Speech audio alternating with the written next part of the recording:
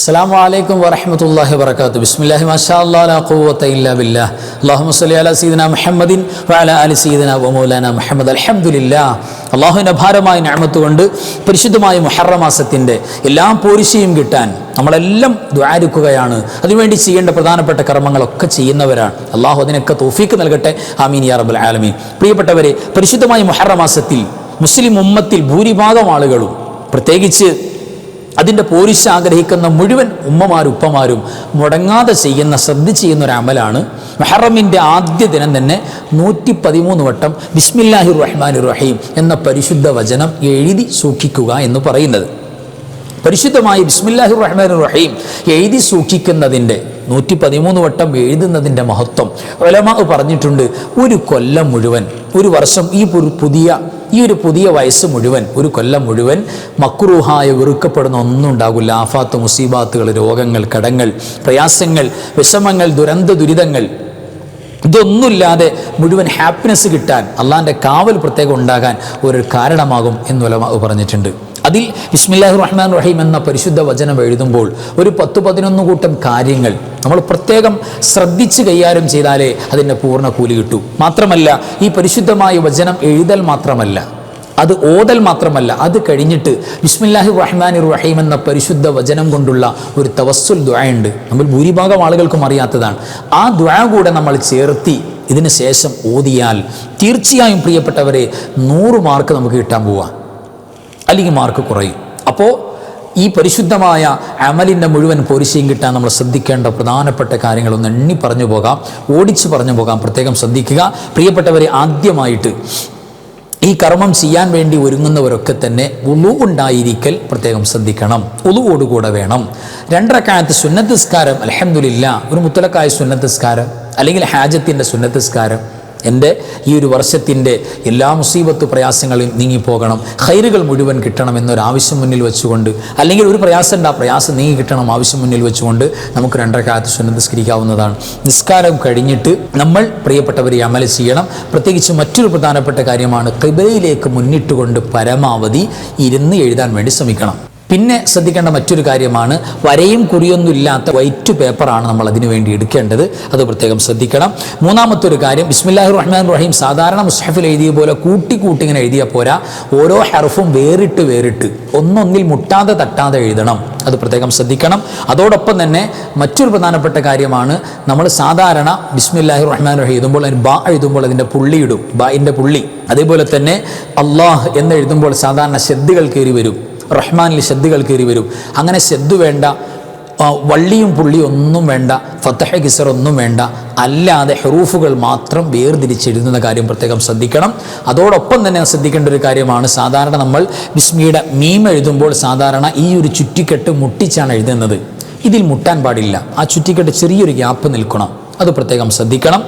അതേപോലെ തന്നെ പ്രിയപ്പെട്ടവരെ, നമുക്ക് കൗണ്ട് നമ്പർ 8 എഴുതാൻ പറ്റുമോ? ഒരുപാട് പേര് ചോദിച്ചിട്ടുണ്ട്. നമ്പർ 8 എഴുതിയത് കൊണ്ട് ഒരു കുഴപ്പമില്ല, വിരോധമില്ല. അത് നമ്മുടെ എണ്ണം തെറ്റാതിരിക്കാൻ കാരണമാകും. കാരണം 113 എന്നുള്ളത് 112 ആയാലും കൃത്യമാവില്ല, 114 ആയാലും ശരിയാവില്ല.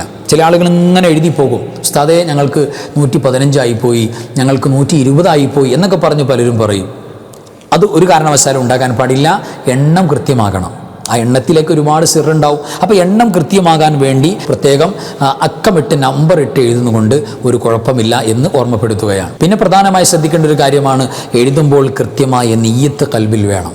അള്ളാഹുവെ പടച്ചവനെ, മക്രൂഹായ ഞാൻ വെറുക്കുന്ന ഒന്നും എനിക്കും എൻ്റെ കുടുംബത്തിലും ഉണ്ടാകരുത്, നിൻ്റെ കാവൽ വേണം. ഈ വർഷം സന്തോഷ ഹാപ്പിനെസ്സുള്ള സമാധാനമുള്ള വർഷമാക്കണം ഈ പരിശുദ്ധ വചനത്തിൻ്റെ ബറക്കത്ത് കൊണ്ട്. ആ ഒരു നിയ്യത്തോടു കൂടെ തന്നെ പ്രിയപ്പെട്ടവരെ നമ്മൾ തുടക്കം കുറിക്കണം. പിന്നെ ഒരുപാട് പേർക്ക് സംശയമുള്ള വിഷയമാണ്, ഉസ്താദേ കഴിഞ്ഞ വർഷം ഞങ്ങൾ എഴുതി വെച്ച ആ പരിശുദ്ധമായ ബിസ്മിയുടെ വചനം എഴുതിയ പേപ്പർ എന്ത് ചെയ്യണം? ഞങ്ങൾ റിമൂവ് ചെയ്ത് അത് മാറ്റുമ്പോൾ ഞങ്ങൾക്ക് എന്താണത് ചെയ്യാൻ പറ്റുക എന്ന് ചോദിച്ചിട്ടുണ്ട്. അത് ഭദ്രമായി നമ്മുടെ വീട്ടിൽ എവിടെയെങ്കിലും ഷെൽഫിലോ മറ്റോ സൂക്ഷിച്ച് വെക്കാവുന്നതാണ്. എന്നിട്ട് നമ്മൾ പുതിയത് എഴുതാവുന്നതാണ്. ഇനി പുതിയത് എഴുതാൻ പറ്റാത്തൊരു സാഹചര്യത്തിൽ രോഗത്തിൻ്റെയോ മറ്റോ പ്രയാസപ്പെട്ട ഒരു സാഹചര്യത്തിലാണ് ഉള്ളതെങ്കിൽ പഴയത് നമുക്ക് അൽഹംദുലില്ലാ അങ്ങനെ തന്നെ ഉപയോഗിക്കാം എന്നുകൂടെ ഓർമ്മപ്പെടുത്തുകയാണ്. അതോടൊപ്പം മറ്റൊരു കാര്യം പ്രത്യേകം നമ്മൾ ശ്രദ്ധിക്കേണ്ടത്, പലരും ടോയ്ലറ്റ് ബാത്റൂമിലൊക്കെ പോകുമ്പോൾ ഇത് പ്രത്യേകം ഫോണിൻ്റെ കവറിൻ്റെ ഉള്ളിലായിരിക്കും, അല്ലെങ്കിൽ പോക്കറ്റിൽ പേഴ്സിലായിരിക്കും, അത് പ്രത്യേകം മാറ്റി പുറത്തു വച്ചിട്ട് പോകുന്നൊരവസ്ഥ. പലരും പറഞ്ഞു തിരിച്ചു വന്നപ്പോൾ കണ്ടില്ല, അല്ലെങ്കിൽ നഷ്ടപ്പെട്ടു പോയി, ഉസ്താദ് എപ്പോഴും മാറ്റിവെക്കൽ ഞങ്ങൾക്ക് പ്രയാസമാണ്, എന്താ ഇപ്പം ചെയ്യാൻ? ഒരു പ്രയാസവും വിചാരിക്കേണ്ട. നമുക്ക് ടോയ്ലറ്റ് ബാത്റൂമിൽ ഇത് പ്രവേശിപ്പിക്കുന്നതുകൊണ്ട് കുഴപ്പമില്ല. അപ്പോൾ ബിസ്മില്ലാഹിർ റഹ്മാനിർ റഹീം എന്ന പരിശുദ്ധ വചനമല്ലേ ഉസ്താദെ, അത് നിങ്ങൾക്ക് കൊണ്ടുപോകാൻ പറ്റുമോ? അത് ടോയ്ലറ്റ് ബാത്റൂമിലെല്ലാം കൊണ്ടുപോകാൻ യൂസ് ചെയ്യാൻ പറ്റുന്ന തരത്തിൽ, അവിടെ കയറ്റുന്നതുകൊണ്ട് വിരോധമില്ലാത്ത തരത്തിലാണ് അതിൻ്റെ റൈറ്റിംഗ് നടന്നിട്ടുള്ളത്. അതുകൊണ്ടാണ് ഹെറൂഫുകൾ നമ്മൾ വേറിട്ട് എഴുതുന്നത് തട്ടാതെ മുട്ടാതെ. അതുകൊണ്ട് ടോയ്ലറ്റിൽ പ്രവേശിപ്പിക്കുന്നതുകൊണ്ട് യാതൊരു വിരോധമില്ല, പ്രത്യേകം മാറ്റിവെക്കേണ്ടതില്ല എന്നുകൂടെ ഓർമ്മപ്പെടുത്തുകയാണ്. പിന്നെ ഒരുപാട് സഹോദരിമാർ ചോദിച്ചു, ഉസ്താദെ ഞങ്ങൾക്ക് എഴുതാൻ പറ്റാത്ത, മുഹറമിൻ്റെ ആദ്യ ദിവസമാണല്ലോ എഴുതേണ്ടത്, അത് നിങ്ങൾ പീരീഡ്സിൻ്റെ ടൈമിലാണ്, അല്ലെങ്കിൽ നിങ്ങൾ ഡെലിവറി കഴിഞ്ഞിട്ട് അശുദ്ധിയുടെ പീരീഡിൽ, നിഫാസിൻ്റെ പീരീഡിൽ കിടക്കുകയാണ്, എന്താ ചെയ്യുക, ഞങ്ങൾക്ക് ഈ പുണ്യം വേണ്ടേ എന്ന് പലരും ചോദിച്ചിട്ടുണ്ട്. കഴിയുന്നിടത്തോളം പ്രിയപ്പെട്ടവരെ, അശുദ്ധിയുടെ പീരീഡിലുള്ള ഉമ്മമാർക്ക് ഈ ഒരു വർഷം മുഴുവൻ മക്രൂഹായി വെറുക്കപ്പെടുന്ന ഒന്നും ഉണ്ടാകാതെ അള്ളാൻ്റെ കാവൽ കിട്ടുന്ന, പ്രത്യേക ബറക്കത്ത് കിട്ടുന്ന ഒരു ദിക്കറാണ് എന്നുള്ള നിയ്യത്തിൽ അവർക്കും ഇതേപോലെ എഴുതി സൂക്ഷിക്കാവുന്നതാണ്. ഒരു കുഴപ്പമില്ല. ദിക്റ് എന്നുള്ള നിയ്യത്തിൽ അവർക്കും ഈ ബിസ്മി 113 വട്ടം ഓതാവുന്നതാണ്. എഴുതൽ മാത്രമല്ല, ഓതുകയും വേണം. അത് പ്രത്യേകം പരിഗണിക്കണം. ബിസ്മിക്ക് ശേഷമുള്ള ബിസ്മിയുടെ തവസ്സുൽ ദുആ നമ്മൾ പരിചയപ്പെടാൻ പോവാണ്. അത് പ്രത്യേകം ഓതുന്നത് കൊണ്ടും ഉമ്മമാർക്ക് യാതൊരു കുഴപ്പമില്ല. ദിക്റാന്നുള്ള നിയ്യത്ത്, ഭക്ഷണം കഴിക്കുമ്പോൾ നമ്മൾ ബിസ്മി ചൊല്ലുന്നുണ്ടല്ലോ, അതെന്താ, ഭക്ഷണത്തിന് മുമ്പുള്ള ദിക്റാണെന്നുള്ള ഒരു കൺസെപ്റ്റിലാണ്. അങ്ങനെ അവർക്കും ഉപയോഗിക്കാവുന്നതാണ്, ഒരു വിരോധമില്ല എന്ന് ഓർമ്മപ്പെടുത്തുകയാണ്. പിന്നെ ഒരുപാട് പേര് ചോദിച്ചു, ഉസ്താദെ ഞങ്ങൾക്ക് എഴുതാൻ പീരീഡ്സിൻ്റെ സമയമൊന്നുമല്ല, പക്ഷേ ഞങ്ങൾ രോഗികളാണ്, പ്രായമുള്ള ഉപ്പമാരാണ്, കണ്ണിന് ശരിക്ക് കാഴ്ച കുറവാണ്, ഞങ്ങൾക്ക് കൈ വിറക്കുന്നവരാണ്, ഇത്രയും കൃത്യമായിട്ട് എഴുതി വെക്കാമെന്ന് പറഞ്ഞാൽ ഞങ്ങൾക്ക് അസാധ്യമാണ്, എന്താ ചെയ്യുക, പോലീസ് കിട്ടണ്ടേ എന്നൊരുപാട് പേര് ചോദിച്ചിട്ടുണ്ട്. അവരോടും എഴുതുന്നവരോടും ഞാൻ മസ്റ്റായിട്ട് പറയാണ്, ചുമ്മാ എഴുതി പോകുന്ന അവസ്ഥ, അല്ലെങ്കിൽ എഴുതാൻ കഴിയില്ല എന്ന് കരുതി രോഗികളും മറ്റും തീരെ അവോയ്ഡ് ചെയ്ത് കളയുന്ന ഒരു അവസ്ഥ ഉണ്ടാകാൻ പാടില്ല. അവർ എല്ലാവരും തന്നെ ബിസ്മില്ലാഹിർ റഹ്മാനിർ റഹീം എന്ന പരിശുദ്ധ വചനം 113 വട്ടം ആ ഒരു എണ്ണം പാരായണം ചെയ്യണം. അത് മസ്റ്റാണ്. എഴുതുന്നവരും എഴുതാത്തവരും അങ്ങനെ പാരായണം ചെയ്തിരിക്കണം. കഴിയുന്നിടത്തോളം അത് പാരായണം ചെയ്തതിന് ശേഷം ബിസ്മിയുടെ തവസ്സുൽ ദുആ നമ്മൾ പരിചയപ്പെടാൻ പോകുന്നു, അതും ചെയ്യണം.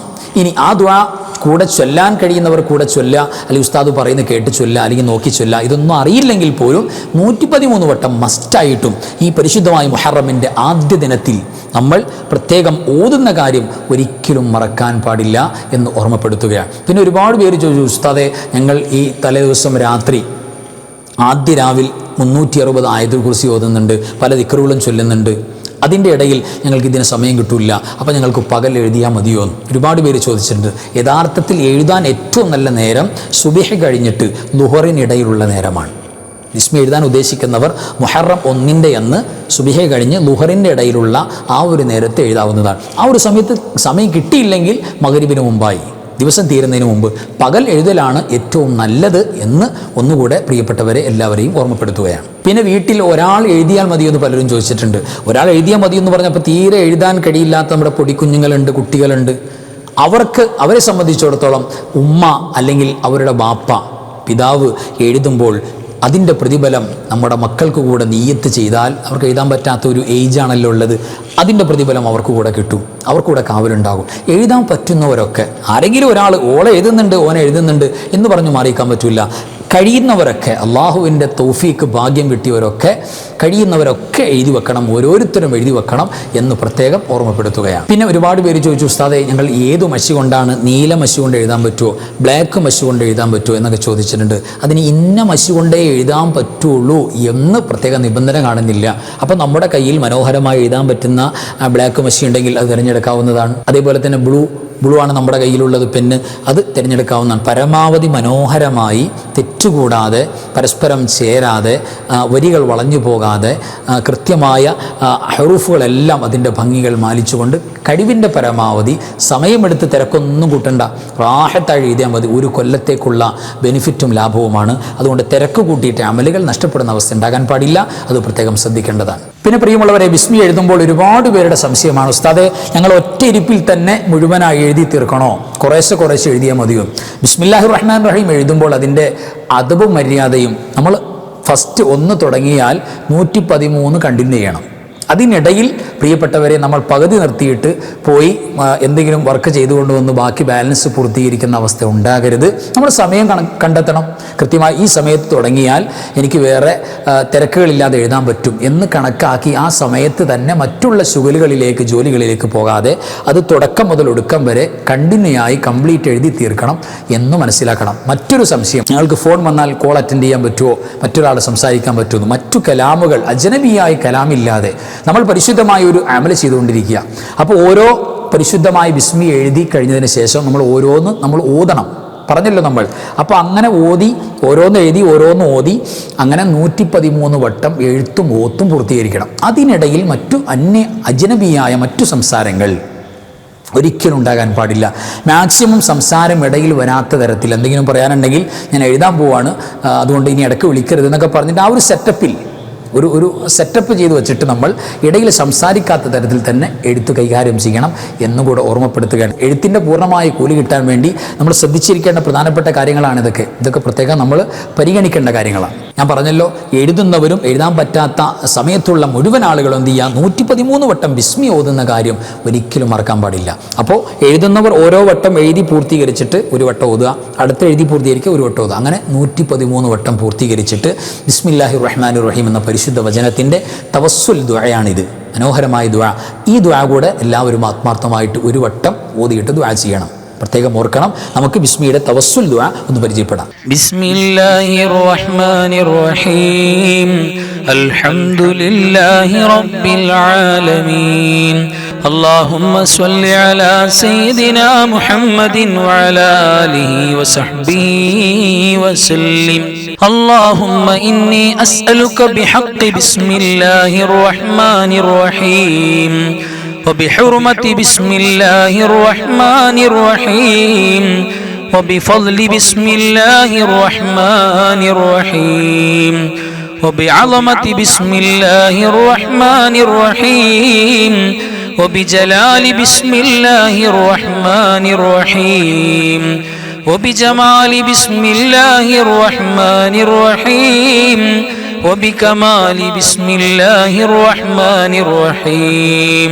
وبهيبة بسم الله الرحمن الرحيم وبمنزلة بسم الله الرحمن الرحيم وبملكوت بسم الله الرحمن الرحيم وبجبروت بسم الله الرحمن الرحيم وبكبرياء بسم الله الرحمن الرحيم وبثناء بسم الله الرحمن الرحيم وببهاء بسم الله الرحمن الرحيم وبكرامة بسم الله الرحمن الرحيم وبسلطان بسم الله الرحمن الرحيم وببركة بسم الله الرحمن الرحيم وبعزة بسم الله الرحمن الرحيم وبقوة بسم الله الرحمن الرحيم